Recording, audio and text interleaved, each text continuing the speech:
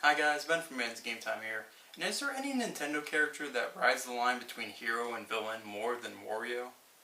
He debuted as a villain in Mario Land 2 and has been a villain in plenty of other games. When he's a hero in his own games, it's never for a noble purpose like saving a kingdom or stopping a great evil, it's to find treasure and get rich.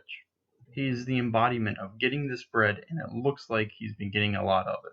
You could argue that Donkey Kong also rides this line just as much, but in his games he at least is motivated by retrieving something that was stolen or stopping the destruction of his island. That and Donkey Kong hasn't been a villain in a Mario sports game like Wario has. Like, dude, it's just tennis. Chill. All of this is just a long-winded way of saying that Wario's had a long and mixed history, and in that history is a GameCube game that I don't see get talked about often, Wario World. Wario World's story is what you would expect from a Wario game. Wario is just chilling in his castle, looking at his treasure, typical Tuesday. Suddenly, a cursed jewel from his collection awakens and destroys his castle, taking him and all his treasure into a world of the jewel's creation. Now Wario has to get his treasure back and defeat the jewel and the monsters it creates to get home. So yeah, a typical Tuesday. This game not only controls but plays beautifully. Wario has just the right amount of weight to him for platforming, and jumps never feel too large. The best part of the gameplay and one of the game's highlights is the combat. The combat is the right balance between over the top and weighty.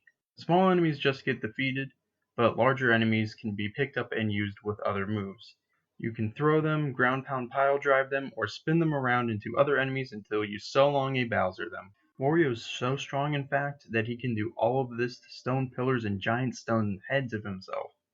These moves can also be used to interact with the level. Throw enemies at buttons to activate them from far away, spin enemies to access different areas of the level, and pile drive them into trapdoors to access challenge rooms. As for non-combat abilities, Wario is able to suck up coins straight into them. You have no idea how useful this is. The only downside of the controls is that the camera only moves slightly left or right, except in the challenge rooms, but this isn't a major setback on the overall game. No two levels are the same in this game. Each level has a distinct look to it, from dense forest and stone temples to a circus and a magic hallway. What's also cool is that the enemies get a unique redesign to fit the level you're playing, with some new ones sprinkled in throughout the game. There is a lot to do and collect in each level, starting with the challenge rooms. These are accessed by ground pounding through these trapdoors. Wooden ones you can just go through, but these stone ones need the assistance of another enemy or object. The nice thing about the stone ones is that they stay open for long enough that if you don't fall through immediately, you can still enter them just fine. Each of these rooms contains a puzzle that rewards a red jewel upon completing it. These jewels are used to unlock the trapdoor to the level's boss fight, which requires 3 in the first world, 4 in the second, 5 in the third, and finally 6 in the last world. Each level has 8 of these rooms, so there is some room to miss one. Just beware that some of the level's other collectibles can be hidden in these rooms as well, so be careful which ones you skip. Each level also has 8 treasures to collect, which can be found by activating a colored button and finding the matching treasure chest. The treasures vary level to level, and sometimes feature Nintendo consoles alongside them. Collecting all 8 doesn't give you anything in-game, but unlocks free trials of WarioWare Mega Micro games. However, you need a Game Boy Advance and the Game Boy Link cable in order to play them, essentially locking them behind a paywall. Seriously, we complain about this all the time today, but Nintendo's been doing the on-disc DLC thing since 2003. More useful are the 8 statue pieces hidden in each level. These come together to complete a statue of Wario, and when the statue is completed you receive an extra half heart of health, meaning you can double your health by the end of the game, which is very nice. Lastly are the spritlings that have been captured by the cursed jewel. Each level has 5, and freeing one rewards you with tips to playing the game or about the level you're in. They also count towards the ending you get, with the more you save, the better the ending you get. If you're worried about collecting everything in-game, don't be. Everything is optional, and the game makes it really easy to try to find everything. Pausing the game brings up a list of what's been found in the level and what's left to go. Also next to the boss gates are balloons that will take you back to the beginning of the level if you need to backtrack, and re-entering a completed level provides another bunch of balloons to skip to the halfway point of the level, making exploration a breeze. Coins are everywhere in this game, and I mean everywhere. You get them not only from destroying blocks or beating enemies, but also from wooden barrels and beating bosses. Sadly, the only thing to use coins on is to purchase garlic to regain health, and the amount of coins you get far exceeds the amount you'll ever need to spend. But hey, garlic's supposed to be good for you, so who knows, maybe Wario's onto something here.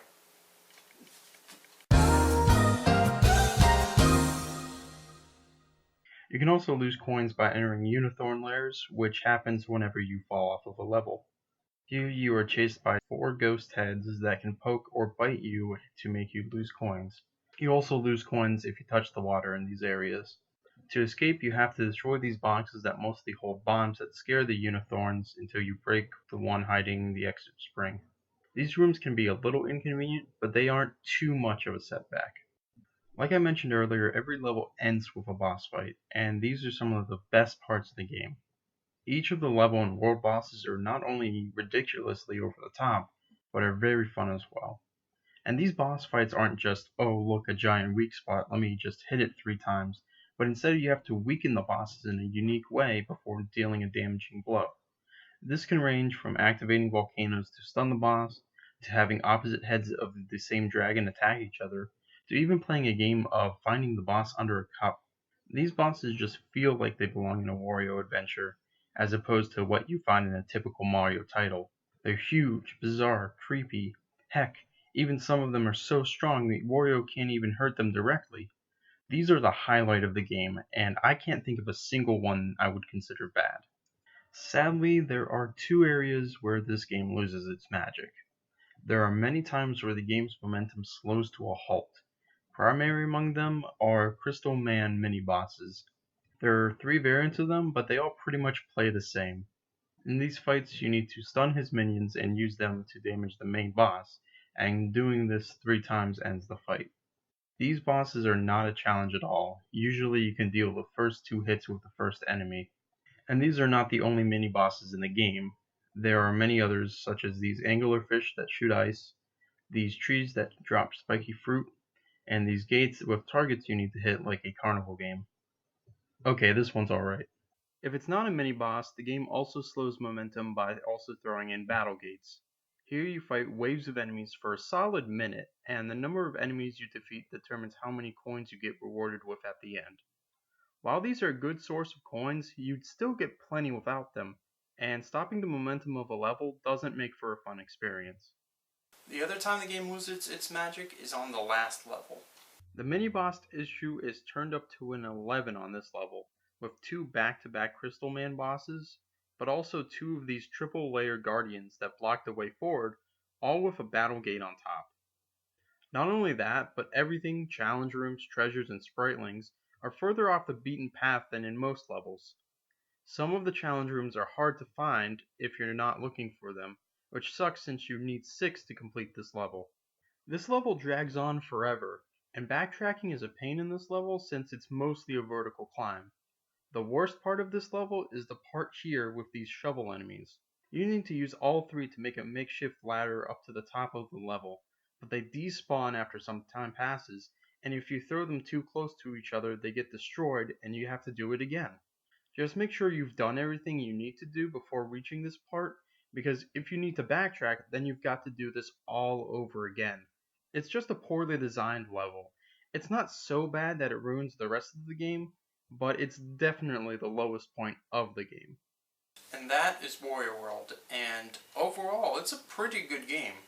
The game's fun throughout, except for that last level, and the bosses are just a blast to play. The game runs pretty well, although there were some times where the frame rate did slow down a little bit, but it's not a huge deal.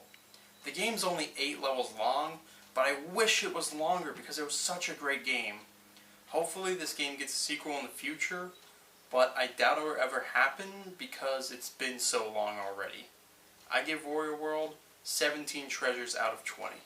That's all for this video, and remember to eat your garlic.